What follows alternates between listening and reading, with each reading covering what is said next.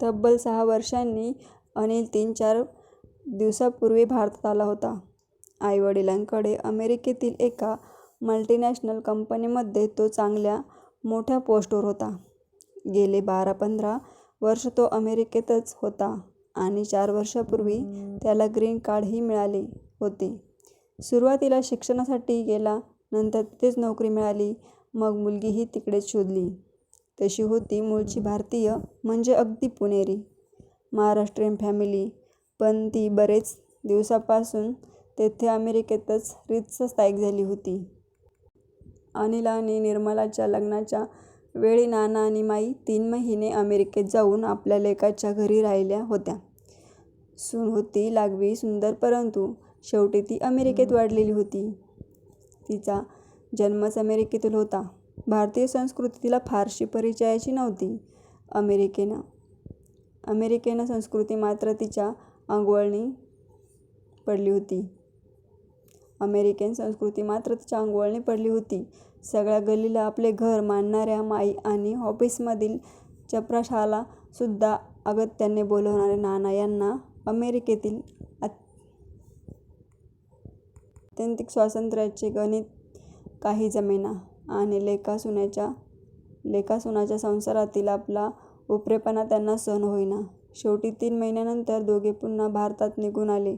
उदासवाणे होऊन अनिल नाना-माई यांचा एकुलती एक मुलगा होता. खूप हुशार होता. लहानपणापासून दोघांनाही त्याचा खूप अभिमान वाटायचा. त्याला खूप शिकवायचे. त्याच्या शिक्षणात आपण कोठे कमी पडायचे नाही, हे दोघांनी त्याच्या जन्मापासूनच ठरवून घेतले होते. नाना कुठल्याशा सरकारी ऑफिसमध्ये सिनियर क्लार्क होते आणि माई गृहिणी होत्या. तसे मध्यमवर्गीय, खाऊन पिऊन सुखी कुटुंब होते. अनिल शिकत गेला आणि नाना त्याला पैसे पुरवत गेले. त्याने नानांच्या कष्टाचे चीज केले. IITतून इंजिनियर होऊन तो MS साठी अमेरिकेत गेला आणि त्याची हुशारीमुळे त्याला लगेच तेथे नोकरी मिळाली.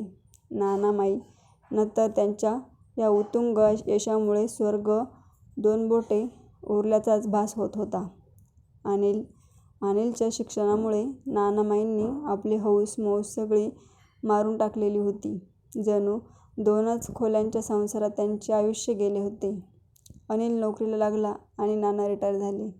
रिटायरमेंटला मिळालेल्या पैशातून नानांनी या सोसायटीत हा 2 BHK फ्लॅट घेतला होता. मिळणाऱ्या तुटपुंज्या पेन्शनमध्ये कसे भागेल याची नानांना मुळीच चिंता नसे, कारण त्यांचा लाडका अनिल आता मोठ्या पगारावर लागला होता. सुखी आयुष्याच्या सुखद संध्याकाळची स्वप्न नाना रंगवत असायचे. सुरुवातीला अनिलने नाना-माईंना महिन्याकाठी काही पैसे पाठवले, पण ती रक्कम दिवसेंदिवस कमी होत गेली आणि त्याच्या लग्नानंतर गेल्या 6 वर्षांपासून तर बंदच झाली. अनिलची मुलगी सई जन्मली आणि त्यानंतर नाना-माईंना फोन करायचे त्याचे प्रमाणसुद्धा हळूहळू खूप कमी झाले.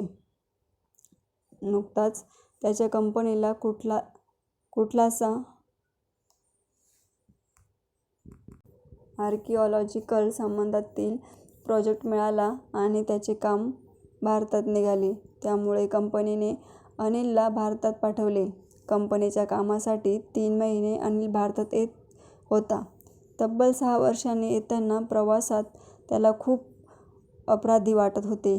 गेली 6 वर्ष नाना-माईंना आपण दमडीही पाठवली नाही किंवा त्यांची कसलीही चौकशी केली नाही, हे त्याला प्रकर्षाने जाणवत होते.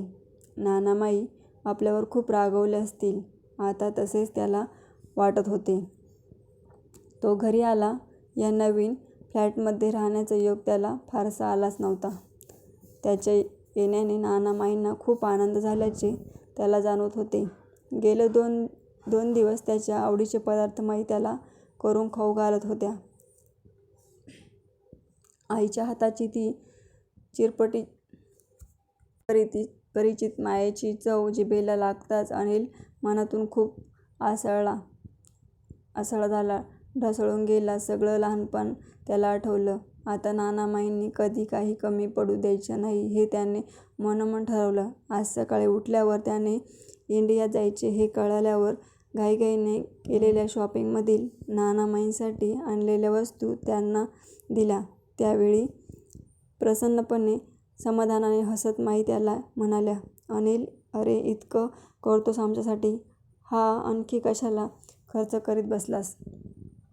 त्या बोलण्याने अनिल चमकला. माईने आपल्याला ही शाल जोडी तरी मारली असे त्याला वाटले, पण माईच्या चेहऱ्यावर तसे कुठलेही भाव त्याला दिसले नाहीत. माईने अक्षरशः दिवाळीसारखे फराळ केले होते. अनिलला प्लेट भरून नाश्त्यासाठी फराळाचे त्यांनी दिले तेव्हा ओशाळला होऊन अनिल त्यांना म्हणाला, "माई, कशाला ग एवढं खर्च करत आणि त्रास घेत बसलीस? "अरे त्रास कसला त्यात अनिल, तुझ्यासाठी करायचे म्हणल्यावर काही त्रास होईल का मला? आणि खर्चाचे म्हणशील तर तूच नाही का बिल भरत? वाण्याची, औषध दुकानदाराची, इलेक्ट्रिसिटीची, गॅसची, नानांची, अर्ध्याच्या वर पेन्शन तर शिल्लक राहते हो महिन्याला." माई मनापासून बोलल्या. अनिलने पुन्हा माईकडे पाहिले, पण नाही, त्या अगदी मनापासून खरे बोलत आहेत असे त्याला जाणवले. काल नानाही असेच काहीसे म्हणत होते हे त्याला आठवले. हे काय गोंधळ आहे त्याला समजेना. शेवटी दुपारी तो सोसायटीतील वाण्याकडे गेला. त्याच्या दुकानात गर्दी नाही ही संधी साधून त्याला विचारले, "नानांच्या घरच्या किराण्याचं बिल नेमकं कोण भरते?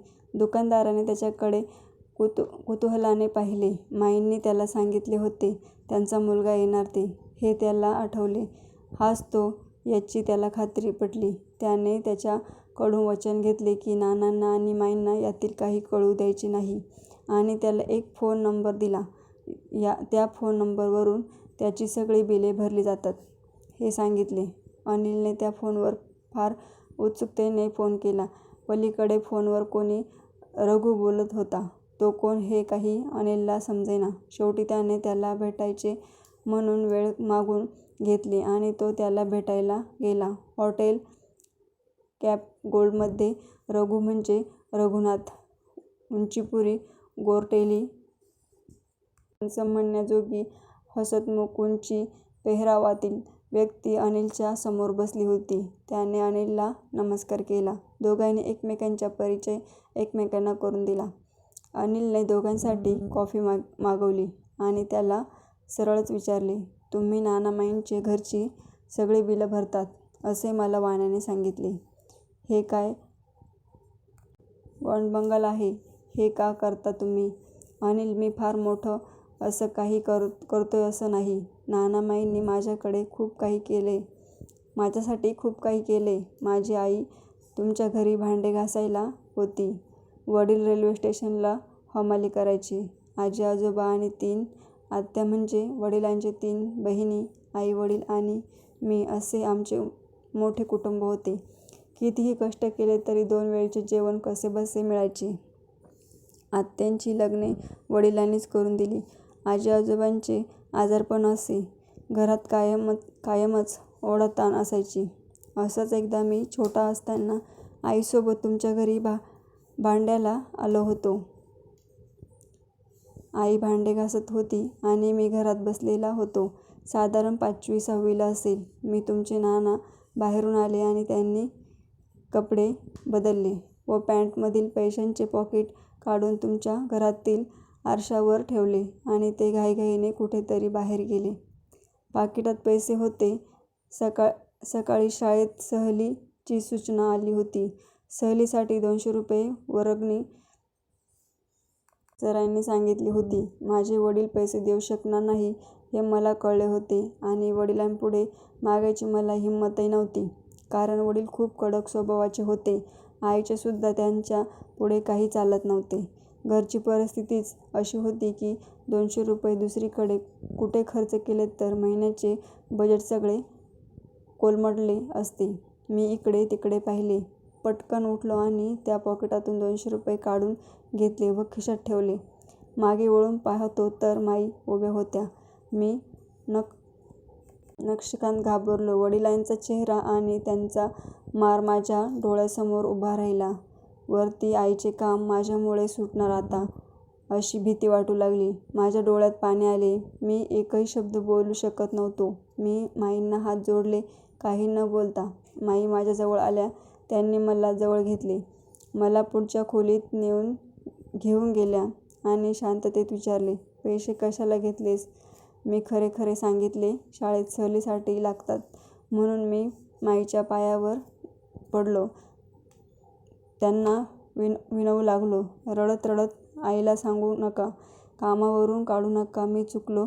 मी ते पैसे माईच्या हातात दिले. माईने मला कसलीही शिक्षा केली नाही. पैसे हातात घेतले. मला खाण्यासाठी लाडू दिला.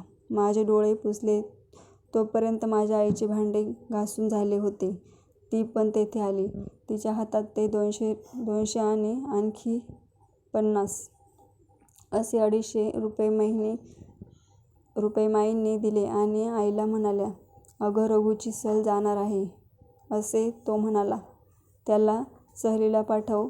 हे असू देत माझ्याकडून त्याच्या सहलीसाठी. आणि नंतर माझ्याकडे वळून म्हणाल्या, रघू, यानंतर तुला शाळेत शिक्षणासाठी कसलीही गरज पडली तरी निसंकोच माझ्याकडे येत जा. हो मागायला.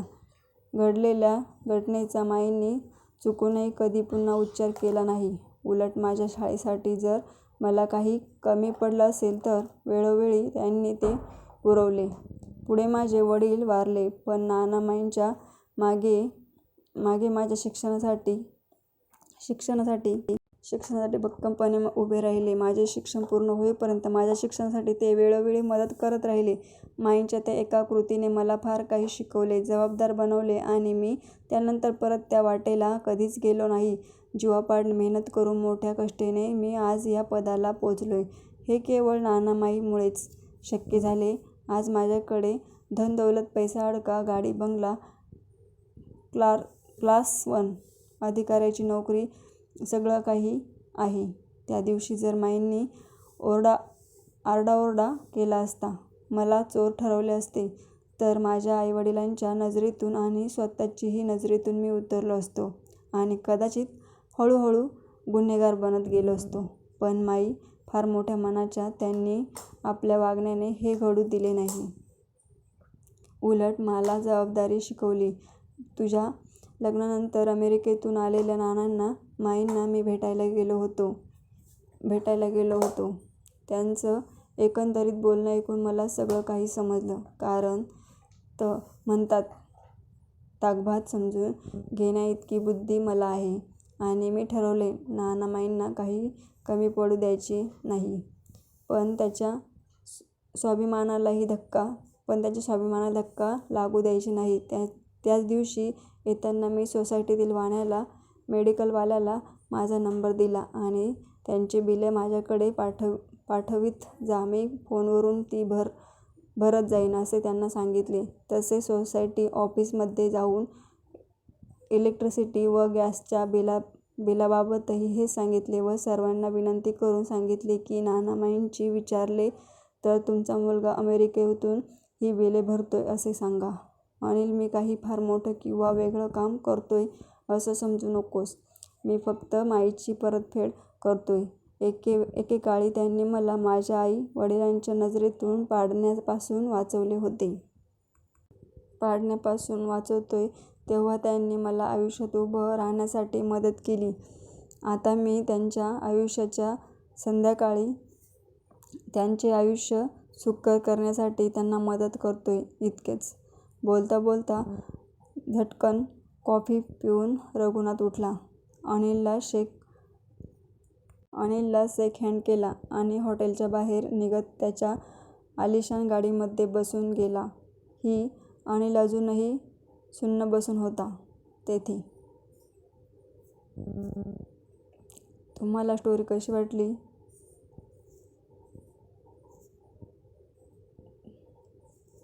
ते सांगा. तुम्ही स्टोरी पूर्ण ऐकल्याबद्दल तुमचे आभार. जर तुम्हाला व्हिडिओ आवडला असेल तर लाईक करा, शेअर करा आणि सबस्क्राईब करा आणि बेल आयकॉन बटन प्रेस करा, जेणेकरून तुम्हाला पुढील व्हिडिओ बघायला भेटतील. तुम्ही पूर्ण स्टोरी ऐकल्याबद्दल तुमचे खूप खूप धन्यवाद.